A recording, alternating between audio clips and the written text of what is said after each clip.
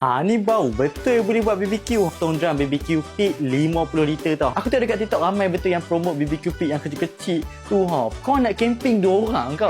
Yang ni kalau nak camping ramai-ramai barulah puas tau. Dia besar, harga dia pun berbatutan dengan dia punya kualiti tau. Aku beli satu set ni RM200.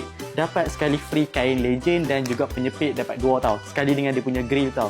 Yang ni mudah sangat, dia boleh buka tutup. And angkat je bawa pergi mana-mana. Dia punya packaging ni memang safe gila, tebal dan banyak plastik bubble wrap tau. Aku esok nak pergi camping hari ni baru sampai tau. Nasiblah order awal sikit. Dia ambil masa 6 hari jugalah baru nak sampai.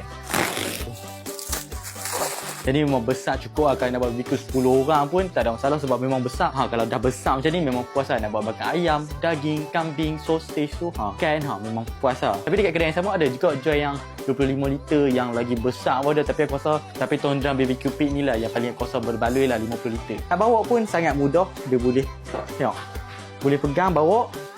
And yang ni pun bawah tu ada rantai bila korang letak. And letak je dekat dia punya tapak ni, nampak? Dah siap. Kalau korang minat juga nak beli BBQ pit Tong drum macam ni juga, korang boleh tekan dekat tu.